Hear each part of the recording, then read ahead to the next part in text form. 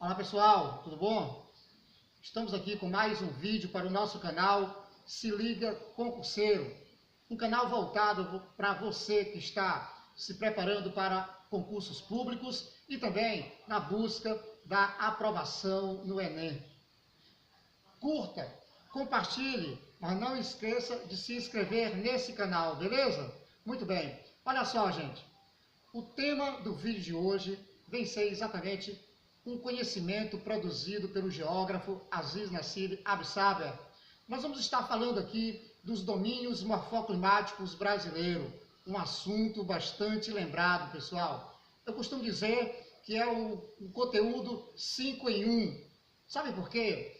Porque, de acordo com o geógrafo brasileiro Aziz Nassir Absaber, os domínios morfoclimáticos são definidos a partir das características climáticas, botânicas, pedológicas, hidrográficas e fitogeográficas. Ou seja, pessoal, nós estamos falando de um conjunto de elementos que possibilitam a formação dos domínios morfoclimáticos: a vegetação, o clima, a hidrografia, o relevo e o solo.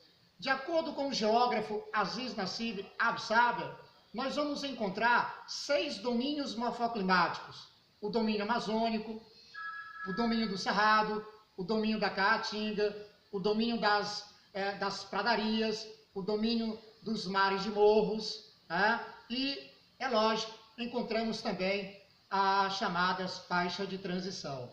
Vamos falar aqui desses 6 domínios? Muito bem. O domínio amazônico é o maior domínio morfoclimático do Brasil, mais ou menos aí 5 milhões de quilômetros quadrados, abrangendo mais ou menos aí 60% do território brasileiro. É a região de baixa densidade demográfica, mais ou menos uns 4 habitantes por quilômetro quadrado. O domínio amazônico abrange os estados da região norte, o Acre, o Amapá, o Pará, o Tocantins, Roraima, Rondônia, além, é lógico, do oeste maranhense na região nordeste e o norte do estado do Mato Grosso, na região centro-oeste. É a região de terras baixas e grande processo de sedimentação. O solo é muito frágil, em função do intenso processo de lixiviação, tanto pela sua densa rede hidrográfica, nós estamos falando da bacia amazônica, como também pelo seu clima, o equatorial. É um clima quente, um clima úmido, com índice de pluviosidade média anual em torno aí de 2.400 milímetros ano. A vegetação verde, densa, compacta, heterogênea, autofágica, higrófita, essa verde exuberante, não é por causa do solo fértil, não. Pelo contrário, o solo é frágil, mas em função, principalmente, das condições climáticas, esse verde torna essa vegetação muito exuberante. O clima equatorial. O relevo é predominantemente planície, terras baixas amazônicas, ok, pessoal? Muito bem. Já um outro domínio morfoclimático, o segundo maior em extensão territorial, nós estamos falando do domínio dos cerrados, O domínio dos cerrados do Brasil central, dos chapadões, como a Chapada dos Guimarães, a Chapada dos Veadeiros, só para citar exemplo. Formas tabulares de relevo. Nós estamos falando do domínio do cerrado, do clima tropical, com 2 estações do ano muito bem definidas. Um domínio morfoclimático importante, lembrando que ali no Brasil central, nós temos a origem, a gênese de 3 grandes bacias hidrográficas. A própria bacia amazônica, que recebe também rios do Planalto Central, a bacia São-Franciscana e a bacia que forma ali a bacia do Paraná, que nasce, os rios nascem ali no Brasil Central e correm do Paraná, ao rio Paraguai, que corta o Pantanal Mato Grossense. Nós estamos falando de um domínio onde nós temos a vegetação do cerrado, com espécies arbustivas, herbáceas, com troncos e galhos retorcidos, envolvido por uma casca grossa. A presença de latossolos vermelho e amarelo, mas com a predominância de latossolos amarelo, que apresenta restrições químicas, é um solo ácido de baixa fertilidade, tá? É um solo ácido de baixa fertilidade. A região do domínio dos cerrados avança pela região centro-oeste, Mato Grosso do Sul, Goiás, Distrito Federal, na região nordeste, o oeste baiano, o sudoeste piauiense e o sul do Maranhão. Na região sudeste, o noroeste de Minas Gerais. Tá? Ou seja, nós só não vamos encontrar, de fato, na região norte, a porção centro-meridional do estado do Tocantins, lembrando que mais ou menos 80% do estado do Tocantins é coberto pela vegetação cerrada. Somente a região sul, pessoal, nós não vamos encontrar manchas de cerrado, beleza? Vem avançando a sojicultura, vem, em função do desenvolvimento da técnica da calagem, tá? Lembrando que foi a Embrapa que tropicalizou a soja. A ocupação efetiva do centro-oeste brasileiro se deu através dos famosos Programas de Integração Nacional, os PIN, como também a construção de Brasília, que fez com que o Brasil Central fosse integrado ao restante do país através das rodovias radiais, aquelas que partem de Brasília. Né?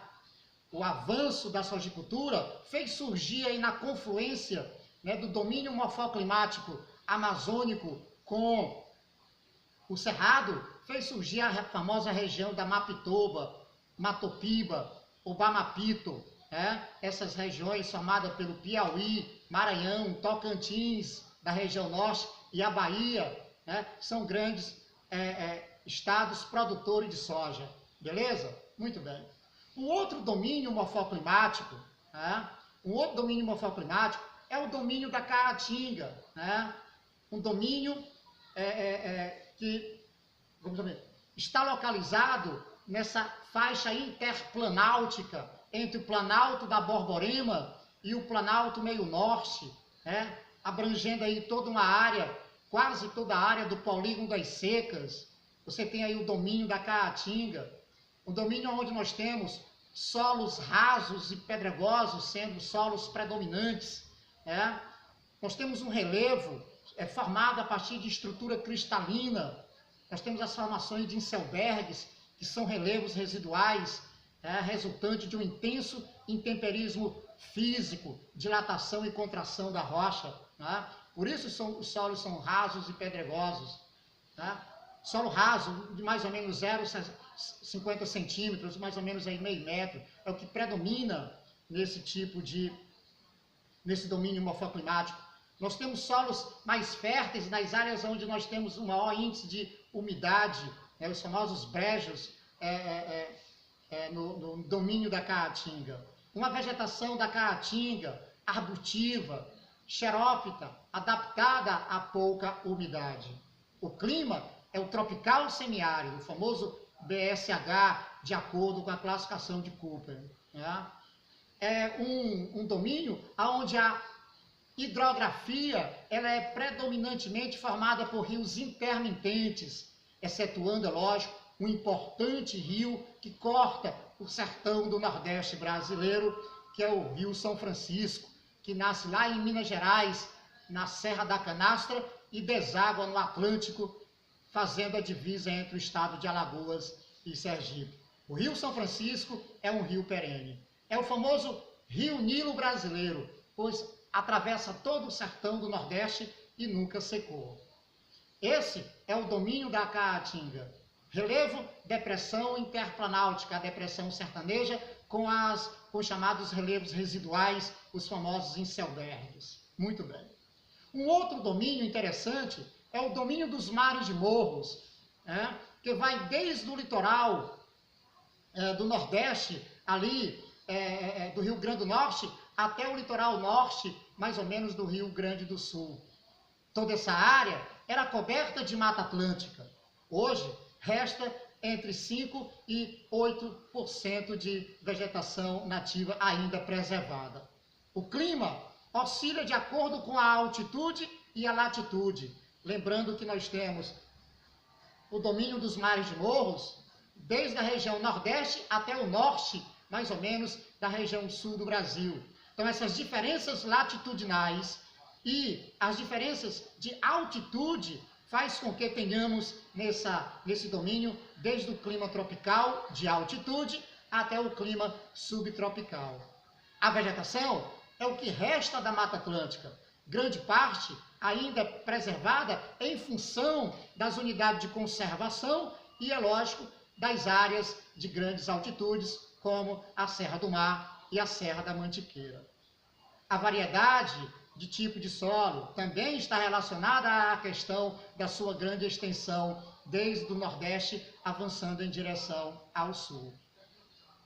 Essa área foi a área que primeiro foi ocupada no processo de povoamento do Brasil, desde a chegada de Cabral, ali no litoral da Bahia. Beleza, pessoal? O relevo, nós vamos encontrar as formas mamelonizadas, né? As famosas meias laranjas, típicas ali da região sudeste, o famoso Planalto Atlântico. Relevos mamelonizados, com a erosão provocada pelo intenso intemperismo físico, em função da umidade vinda do litoral, a atuação da massa tropical atlântica, pessoal, produzindo aí, né, as famosas chuvas orográficas. Muito bem. O outro domínio morfoclimático importante, além da Atlântica, do Cerrado, do domínio dos mares de morros e da Caatinga, nós temos o domínio das araucárias, tá? As matas dos pinhais. Vegetação essa que cobria ali mais ou menos 10% do território brasileiro e resta apenas 3% da vegetação nativa ainda preservada. O relevo é o Planalto Meridional, formado através da ação do vulcanismo no Mesozoico, foi quando houve vulcanismo no Brasil, o Planalto Meridional brasileiro. Encontramos o latossolos vermelho, mais popularmente conhecida como solo de terra roxa.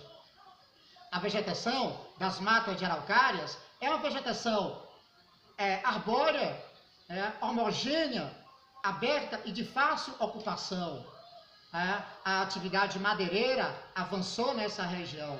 Uma ocupação que se deu a partir do século XIX, com a vinda dos imigrantes europeus, italianos, alemães, eslavos. Diversos chegaram no Brasil e foram direcionados para a região sul, ocupando o solo através da pequena propriedade e trabalho familiar. Ok, pessoal? E para encerrar, nós estamos falando agora do domínio das pradarias, no sul do Rio Grande do Sul, a porção sul-sudoeste, né? Onde nós temos a formação das coxilhas, formas ondular de relevo, né? Não mais do que 200 metros de altitude, uma forma bem ondulada, forma de coxilha, ok? Com uma vegetação herbácea, com a ocupação através da atividade da pecuária, ovinos principalmente, mas também temos outro tipo de criação, né? Em função da ocupação em um solo, né, de forma inadequada, nós temos o processo de arenização, né, ali na região de Alegrete e outros municípios adjacentes. O clima é o subtropical, né, onde nós vamos encontrar chuvas bem distribuídas ao longo do ano, podendo ocorrer pequenos períodos de seca. Beleza, pessoal? Bom, aí nós estamos falando dos domínios morfoclimáticos, domínio amazônico, domínio do Cerrado, domínio da Caatinga, domínio dos mares de morros, domínio das pradarias. E as faixas de transição? Bom, nós temos importantes faixas de transição. Uma das mais importantes é a faixa de transição do Pantanal Mato-Grossense, que fica exatamente ali entre o Planalto Central Brasileiro e o Planalto Meridional. Uma confluência, área de estrutura sedimentar, principalmente do período quaternário da Era Cenozoica. Solo de natureza detrítica. nós temos aí um importante reservatório hídrico, é drenado pela bacia do Rio Paraguai. Avança nessa área a pecuária bovina, que está totalmente integrada à economia paulista. É uma região onde também se extrai mineração. Nós temos o maciço de Urucum, tá? O Pantanal Mato-Grossense está dividido em dois estados. Nós temos uma parte no estado do Mato Grosso e outra parte no Mato Grosso do Sul e avança em direção à Bolívia e Paraguai, já com outra denominação, o Chaco. Uma área inundável, considerada patrimônio natural da humanidade pela Unesco. Aquelas áreas mais elevadas, onde dificilmente há uma ocorrência de cheia, na região do Pantanal é chamado de cordilheiras, entre aspas. Tem uma outra área de transição importante, já foi lembrada em questões de prova, que é a região dos matas, as matas de cocais, das quebradeiras de cocos e babaçoais, em área de transição tropicais. Nós estamos falando das matas de araucária, com a presença do babaçu, da carnaúba e outras palmáceas de menor importância. Só que o babaçu e a carnaúba são extremamente importantes. Tanto que no Maranhão foi aprovada a lei do babaçu livre, que garante a entrada das quebradeiras de coco para coletar o coco caído no chão. Ela é preservada dentro da Constituição do Estado do Maranhão. E temos mais de 20 municípios que têm as matas de cacais como área de preservação e de área extrativista, garantindo o acesso a esse produto e subproduto oriundo da carnaúba. Lei do babaçu livre, pela primeira vez aprovada no município Lago do Junco, no Maranhão, em 1997. Hoje já é lei estadual e está na Constituição do Estado do Maranhão. A presença do babaçu, muito mais no Maranhão, e em menor quantidade no Piauí. E a presença da carnaúba, muito mais no Piauí do que no Maranhão. Só para vocês terem uma ideia, o extrativismo vegetal, tanto no Maranhão quanto no Piauí, foi extremamente importante porque também foram ciclos econômicos. A carnaúba foi tão importante no estado do Piauí até 1950, 40, que foi chamado de o ciclo do ouro verde, ok, pessoal? Você que não sabia, está sabendo agora. Pessoal, esse é mais um vídeo para o nosso canal Se Liga Concurseiro. Se inscreva, curta, compartilhe, ok? Até a próxima. Tchau!